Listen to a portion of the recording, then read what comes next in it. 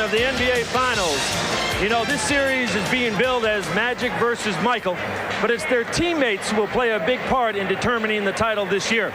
For the Bulls, Jordan's best supporting player this season has been Scottie Pippen, a man once accused of disappearing in the playoffs. Well, that's not the case anymore, and Gayle Gardner has the story on that. If the Grand Canyon could speak, it would sound like Scottie Pippen. Well, I feel great. I can sing it. If a Picasso could come to life, it would look like Scottie Pippen. And if Michael Jordan had a little brother playing in the NBA, it would probably be Scottie Pippen.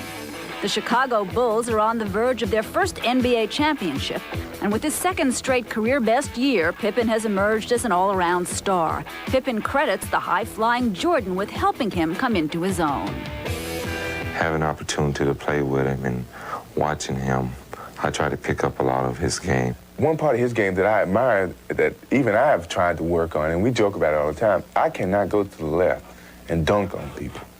He does it with the ease that I've never seen anybody do it, except for James Worthy. Pippen on the drive, left of the lane to the rack.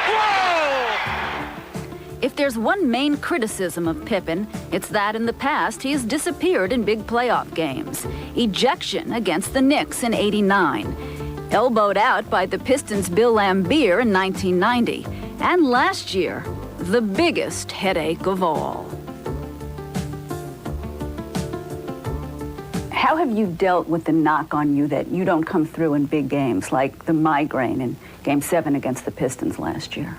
It's something that just happened to me, and I can't take it back now. I mean, it was real harsh, real frustrating, but, you know, I tried to give my best effort, and I went out and played, but, I mean, the results was a 0. Well, I won't back down.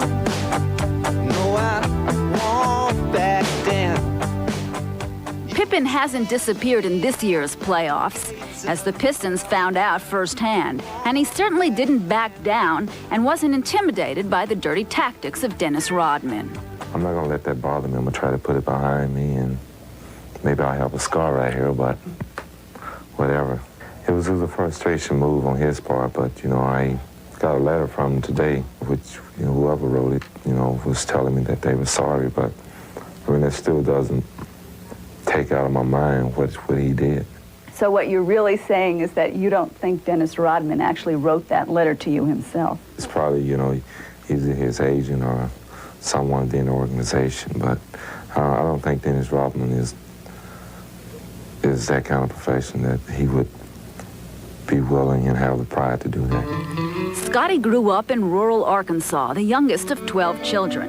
Not recruited out of high school, he began college as the team manager at tiny Central Arkansas. Strongly supported by his family, his one regret is that his father, who died last spring, can't see him play for the NBA title. Once I grew up as a kid, I think in 10th grade, he had a stroke and he was paralyzed and he lost his speech at that time. And I never did get the response of knowing whether or not he knew what I was doing. I knew that he was watching me on TV. You know, it was the only feedback that I could get to know that, let him know that I had made it and to know that he was very proud of me. Many folks are taking pride in Scottie these days, from his family to Bulls management to his teammates. Now Pippen wants to take pride in an overall playoff performance that doesn't include any disappearing acts. Moments ago, Scottie Pippen and the rest of the Bulls coming out onto the floor. There's Pippen.